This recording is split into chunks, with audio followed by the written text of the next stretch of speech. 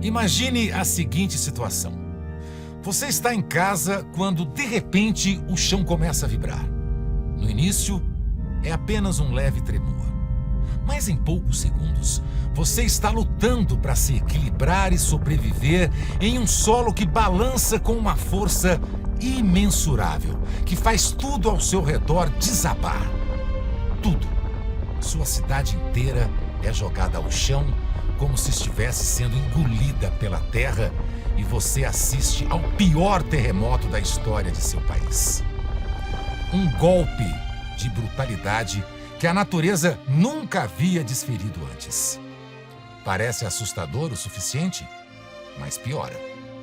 A catástrofe parece coreografada pelo azar e escolhe o pior momento possível para ocorrer. Um feriado religioso em que milhares de velas estavam acesas em casas e igrejas. O Dia de Todos os Santos. Com os tremores, essas velas caem, transformando a cidade em uma fogueira gigantesca. Agora, o pouco que os tremores deixaram de pé, o fogo devora sem piedade. As casas que ainda não tinham sido destruídas pelo terremoto, neste momento, começam a ser consumidas pelas chamas.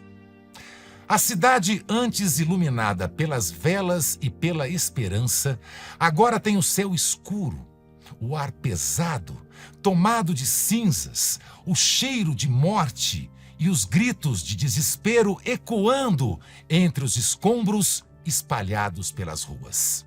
Parece um cenário apocalíptico, mas acredite, ainda vai piorar. Depois do terremoto e do incêndio, agora era a vez de um maremoto. Uma onda gigantesca, gerada pelo deslocamento das placas tectônicas, surgir no horizonte e engolir o que restava de uma cidade já mutilada. Sua cidade é devastada 3 vezes, pela terra, pelo fogo e pelo mar. Essas cenas, que parecem saídas de um pesadelo, foram a realidade de Lisboa no ano de 1755. Alguns artistas ao redor do mundo todo até tentaram representar a magnitude do que ocorreu em suas obras, mas nenhum conseguiu expressar plenamente a dimensão dessa catástrofe. E de repente, o que restou de uma cidade grandiosa parecia um cenário de fim de mundo. Haveria o que fazer diante de tanta destruição? E existiria alguém à altura de um desafio tão grande como reconstruir uma cidade 3 vezes arrasada? Existia o Marquês de Pombal. Sebastião era seu nome, mas recebeu o título de Marquês aos 75 anos em reconhecimento por seus feitos, e assim ele ficou conhecido na história. Além de conhecido por seu título, também o conhecemos por sua imagem mais famosa. Você já deve ter visto. Pombal, sentado, aponta para uma cidade. É a representação de como Lisboa foi reconstruída, em grande parte por sua condução. Ali também podemos ver a Baixa Pombalina, que até hoje é um dos pontos turísticos mais visitados em Lisboa. Com astúcia, determinação e uma frieza quase sobre-humana, esse homem visionário foi capaz de transformar ruínas em uma cidade ainda mais grandiosa. Das cinzas de Lisboa, ele forjou uma cidade renascida que se tornou exemplo de resiliência e força. E não transformou apenas Portugal. As mudanças que Pombal implementou impactaram também para sempre o futuro do Brasil. E poucas pessoas na história são tão impactantes a ponto de darem nome a uma era ou a um período inteiro. Era napoleônica, era vitoriana, período joanino. Com Pombal, durante os 27 anos em que atuou como ministro do rei de Portugal, entre 1750 e 1777, o período também recebeu seu nome, período pombalino. Mas eu te prometo, existe um lado oculto nessa história.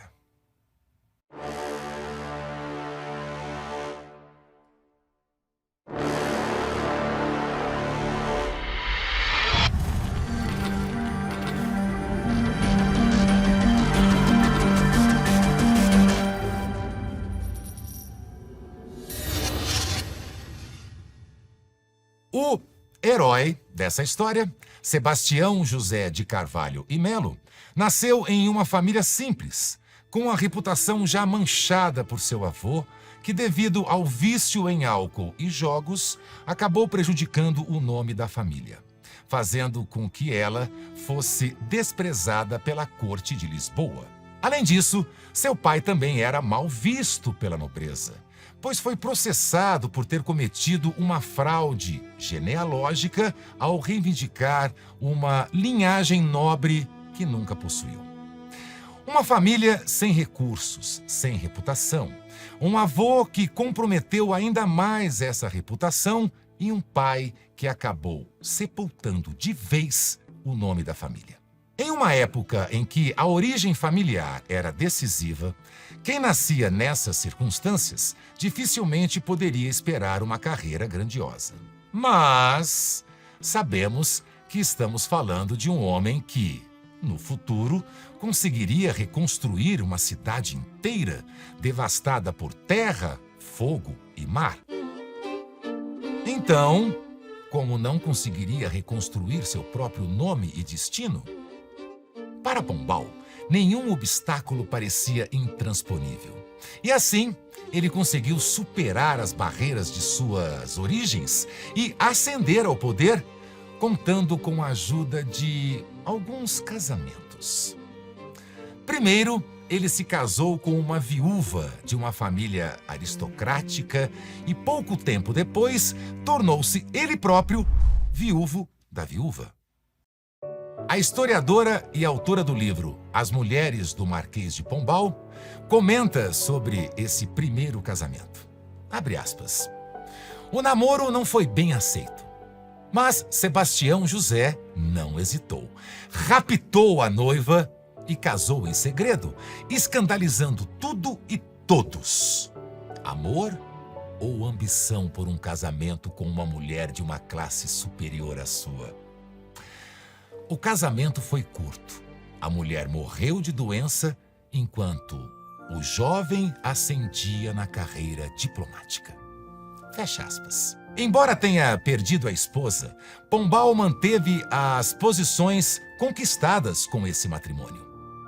Logo após, contraiu um segundo casamento, também bastante estratégico, agora com uma condessa da nobreza austríaca, o que o ajudaria, dessa vez, a expandir ainda mais seus contatos internacionais. Dom João V teria afirmado que foi o casamento com a Condessa de Down que garantiu a Pombal a posição de ministro em Lisboa. De fato, podemos notar uma tendência a casamentos convenientes em sua trajetória. E Pombal ainda levou essa tradição adiante com seus filhos. Quando já estava no poder, decidiu que o seu próprio herdeiro deveria casar com uma jovem aristocrata extremamente rica e, consequentemente, desejada por metade da nobreza. Mais um detalhe: ninguém perguntou à moça se ela queria esse casamento. Ela, inclusive, deixou claro que não queria, mas ninguém a ouviu, pois Pombal insistiu no enlace estratégico para sua família, ignorando os apelos da noiva. Para o filho de Pombal, foi um grande negócio, mas para Isabel Juliana Paim, foi uma tortura. Sacrificada no altar da política e do poder e forçada a abandonar um romance que vivia desde a tenra idade com outro homem. Pombal cursou Direito na Faculdade de Coimbra, mas abandonou o curso por um tempo, pois não gostava de receber ordens de seus professores. Até porque, como veremos mais adiante, ele tinha preferência por dar ordens e punir quem não as cumprisse, em vez de recebê-las. Como vimos, ele se tornou diplomata após seu primeiro e curto casamento e, assim, a receita para a ascensão de alguém, até então sem grandes perspectivas, estava pronta. Primeiro, galgou posições sociais por seu casamento com uma aristocrata. Depois, formou uma rede de contatos com a nobreza portuguesa, também graças ao seu casamento. Em seguida, com a experiência diplomática e a vivência no exterior, aliada à sua reconstruída reputação com a sociedade portuguesa, somou isso a um segundo casamento com uma condessa austríaca, que lhe garantiu ainda mais contatos internacionais. E conseguiu um cargo como ministro dos Negócios Estrangeiros. Com o tempo, foi ganhando a confiança do rei de Portugal, Dom José, até ser nomeado como primeiro-ministro de Portugal. Tudo parecia correr bem e nada poderia abalar a ascensão de Pombal, exceto um terremoto de magnitude assustadora capaz de abalar a cidade inteira. Mais especificamente, um terremoto de aproximadamente 9 graus na escala Richter, seguido por um incêndio provocado pelas milhares de velas que derrubou e, em seguida, um tsunami. E foi exatamente isso que ocorreu. Para ter uma noção melhor do que aconteceu em 1755, um terremoto de magnitude 6 na escala Richter já é considerado forte e capaz de destruir tudo em um raio de até 160 quilômetros a partir de seu epicentro. Imagine, então, um tremor muito mais intenso, seguido ainda por um incêndio e um maremoto, em um local sem qualquer preparo para lidar com isso. Mas esse terremoto abalou a cidade toda, menos Pombal. Em Lisboa, em 1755, um homem assumiu o controlo e reconstruiu a cidade. O que poderia ter sido um abalo para ele e para qualquer um, se tornou uma oportunidade. E como já notamos, ele sabia aproveitar e até criar as oportunidades muito bem. O secretário de Estado de Negócios Interiores do Reino, na época, ficou, como era de se esperar, desnorteado com a catástrofe e não sabia como conduzir a reconstrução de Lisboa. E então, Pombal tomou a frente. Uma tradição afirma que, enquanto todos em Lisboa não sabiam o que fazer e perguntavam: "E agora?", Marquês de Pombal teria respondido com a famosa frase, abre aspas, "E agora? Enterram-se os mortos e cuidam-se os vivos." Fecha aspas. Não se tem certeza se essa frase foi realmente dita por Pombal, mas algo inegável é que ele governou com frieza e mão de ferro, ou, para sermos mais diretos, com tirania. Em um folheto de 1870, Manuel Caldas Cordeiro escreveria sobre Pombal. Abre aspas. O cínico considerava-se mais rei do que o próprio rei, e quando via indisciplinas contra seus decretos, punia-as como crimes de lesa majestade. Fecha aspas. E essas punições, muitas vezes, alcançaram o nível de torturas medievais inimagináveis e foram aplicadas até mesmo contra pessoas inocentes, como veremos mais adiante. Influenciado pelas ideias iluministas que se espalhavam naquela época pela Europa, onde Pombal adquiriu experiência em sua carreira diplomática, sua gestão combinou o absolutismo com o racionalismo iluminista. Ele era um exemplo de déspota esclarecido.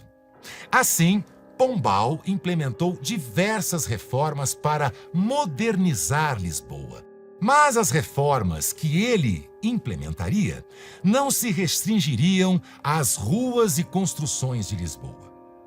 E ultrapassariam inclusive as fronteiras do país, alcançando o Brasil.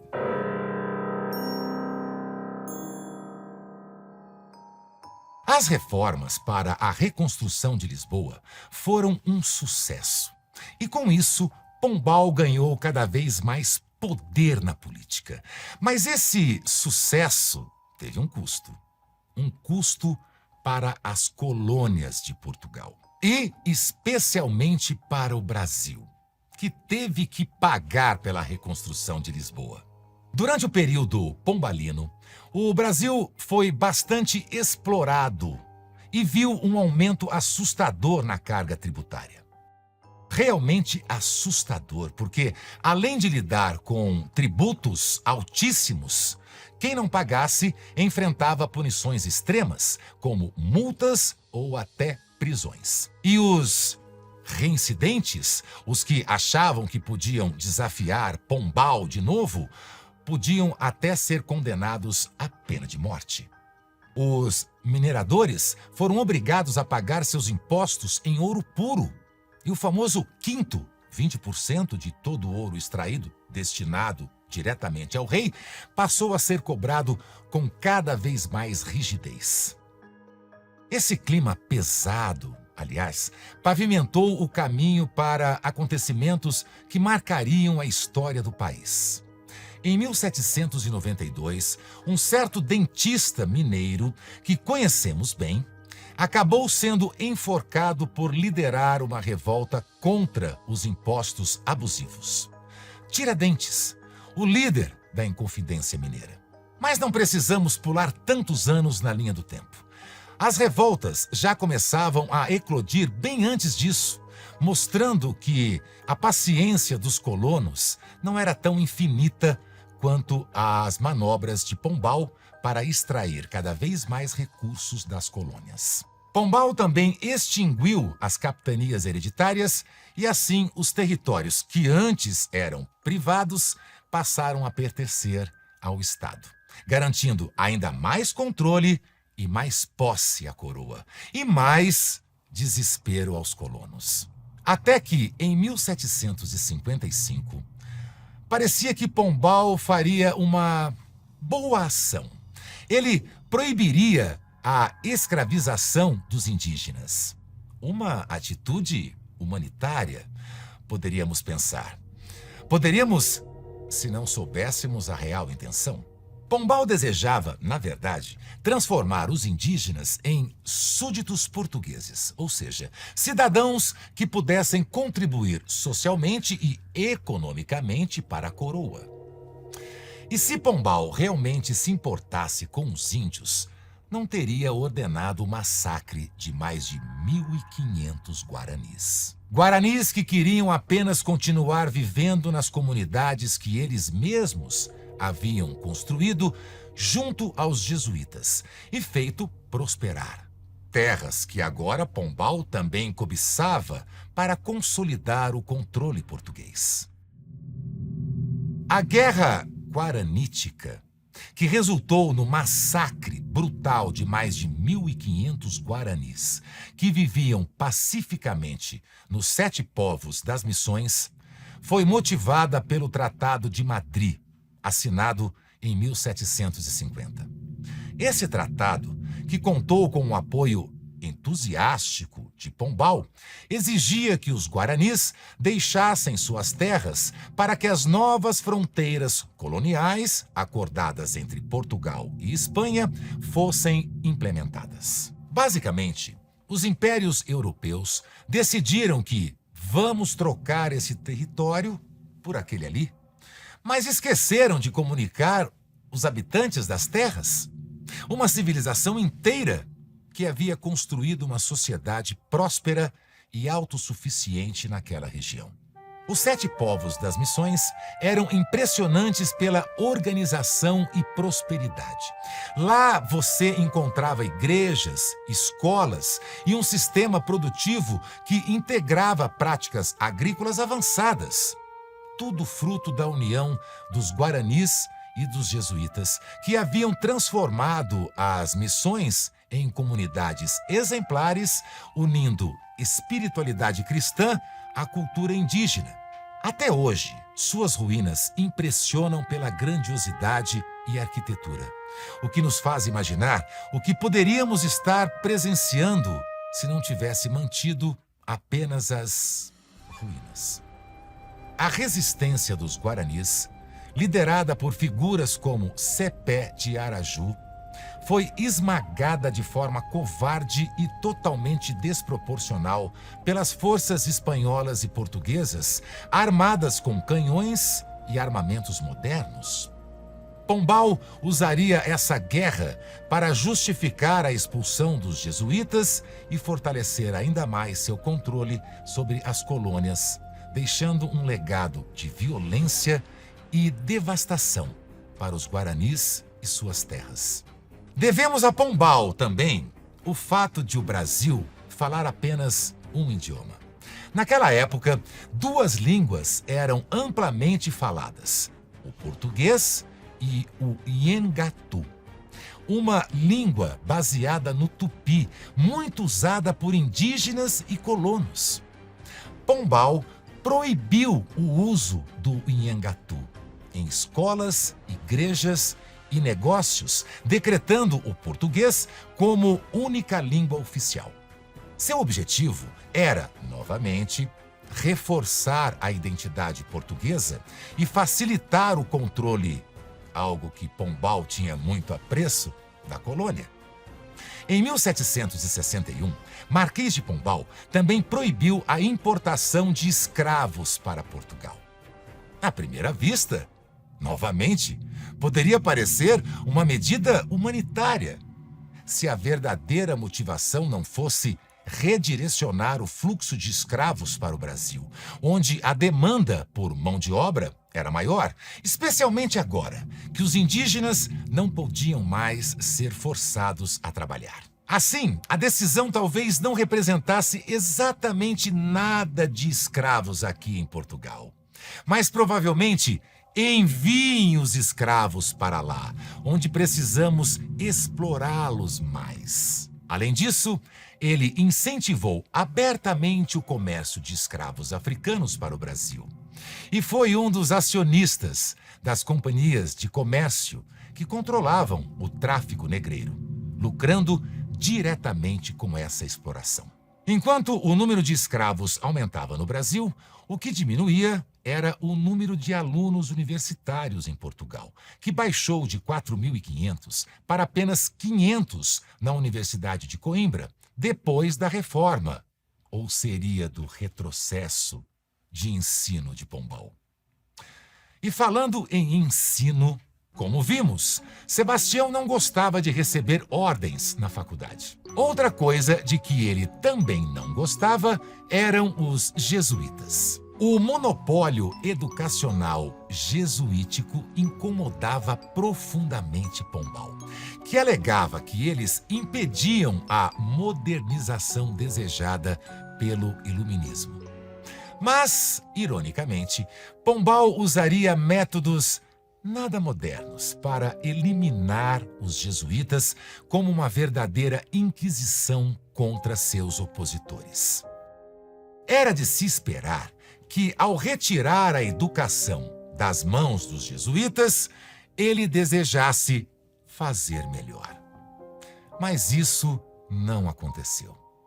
Serviu apenas para confiscar os bens dos jesuítas para o Estado, cobrar mais impostos pela educação e, em troca, oferecer um ensino inferior, uma vez que não havia substitutos com a mesma qualificação dos jesuítas para assumirem essa função. A perda educacional foi imensa, assim como as perdas humanas. Os jesuítas perderam tudo. Muitos foram relegados a condições deploráveis e muitos, especialmente os mais idosos, não sobreviveram. Há quem diga que o motivo da expulsão dos jesuítas foi o desejo de modernização e laicização do Estado. Mas o interesse mais evidente de Pombal eram os muitos territórios e posses dos jesuítas que foram todos confiscados por ele após sua expulsão. Além disso, Pombal eliminava qualquer coisa que se opusesse ou ameaçasse, ainda que apenas em sua imaginação, seu controle. Nobres, colonos, jesuítas, opositores, enfim, todos que discordassem ou representassem uma competição ao seu poder. E foi por essa tendência a eliminar qualquer concorrência com seu poder que ele acabou eliminando uma das famílias mais poderosas e influentes de Portugal. E o líder iluminista faria isso de maneira tão brutal e cruel que suas ações fariam inveja a torturadores medievais e causariam vergonha aos reais defensores dos ideais iluministas. Em 1758, após um suposto atentado contra o rei Dom José I, Pombal rapidamente acusou a família Távora, uma das mais influentes de Portugal e adversária de seu governo, de ser a responsável por esse atentado. Mas o que Pombal tinha de aversão pela família, ele não tinha de provas contra ela. Como então ele conseguiria conduzir o processo até a execução dos Távora?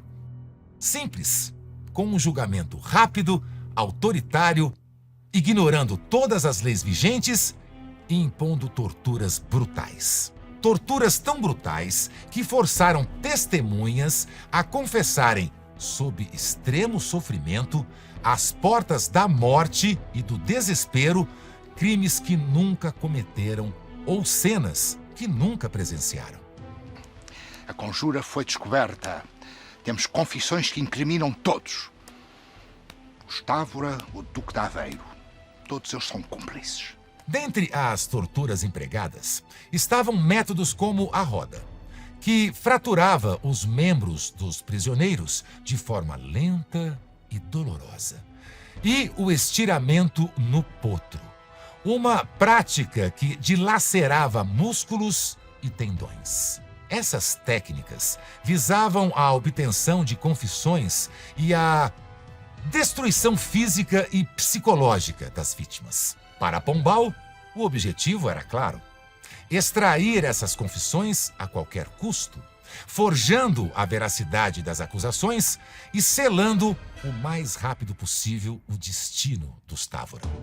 Ficava clara a contradição de um governo que se autoproclamava iluminista e defensor da ordem pública, mas que recorria a métodos medievais de tortura e ao total desrespeito das leis do próprio país que ele dizia defender. As execuções envolveram várias gerações da família Távora e seus aliados.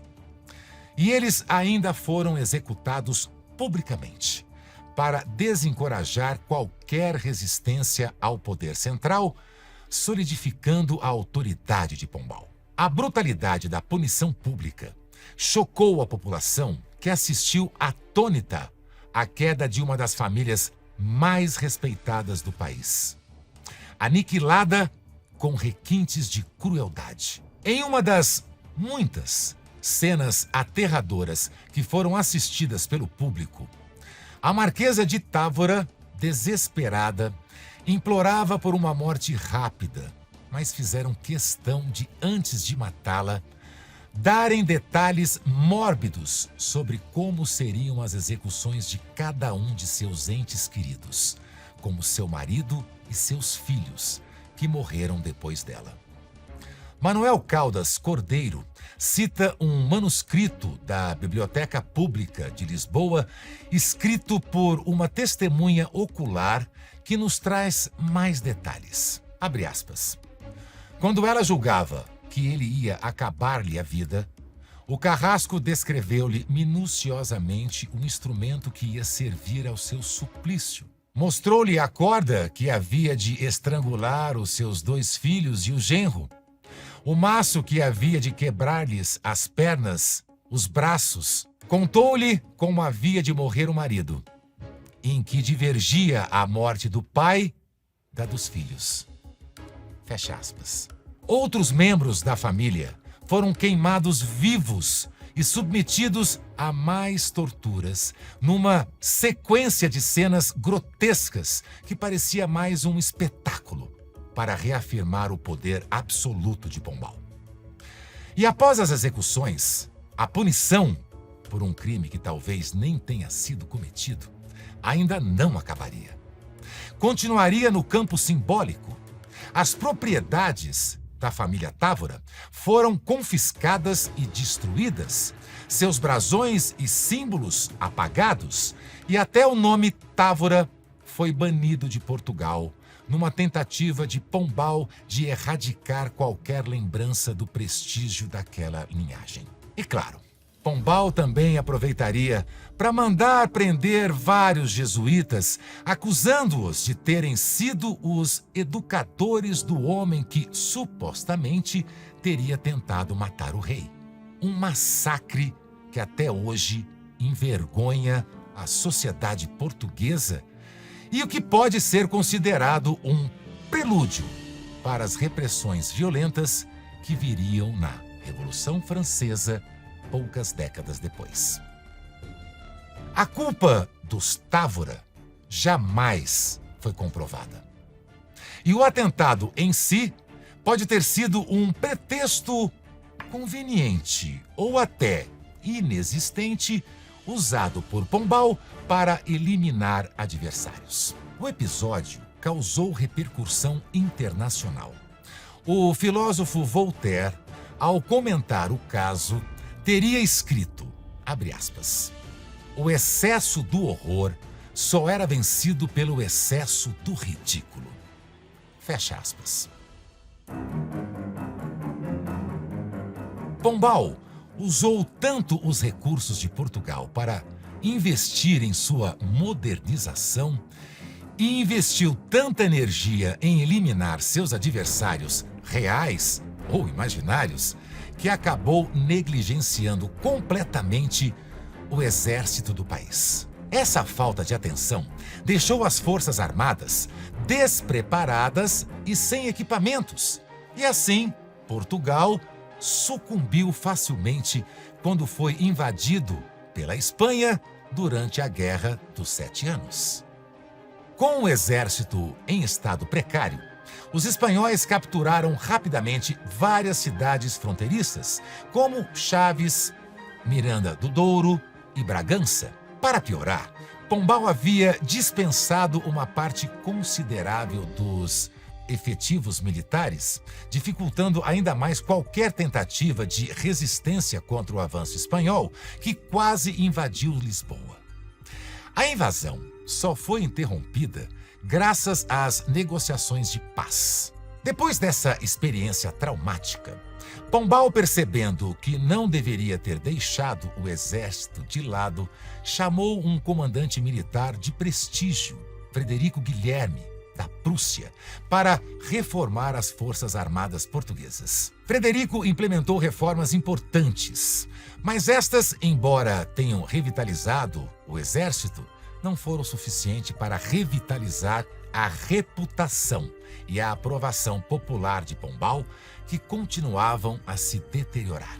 Após tantas ações autoritárias e tirânicas, como expulsar de forma brutal os jesuítas de Portugal e suas colônias, censurar livros, controlar rigidamente a Igreja Católica, determinar a morte de centenas de guaranis para tomar seus territórios, prejudicar famílias nobres, torturar e eliminar a poderosa família Távora sem provas concretas, a popularidade de Pombal estava profundamente abalada.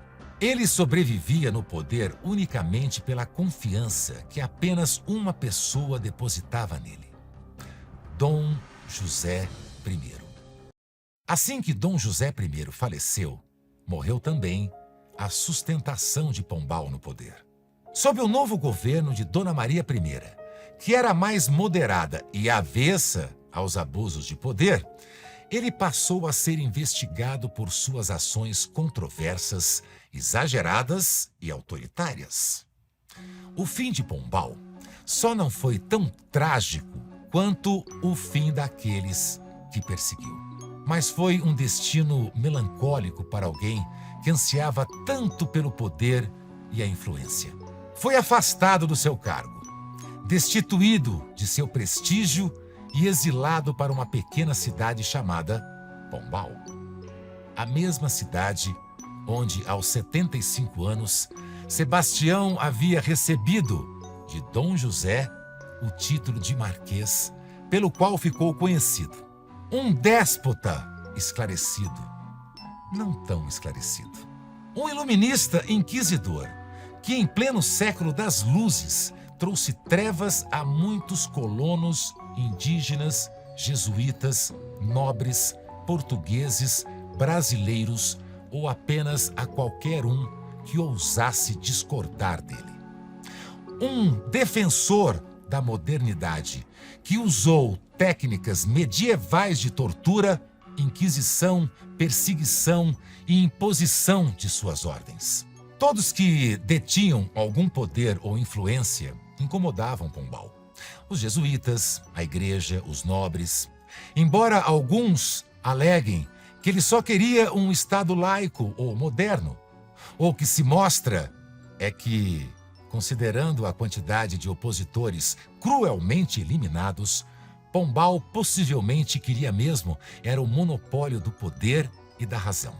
E, ao não ter razão, tentava eliminar, e de formas nada modernas ou racionais, quem pudesse provar isso.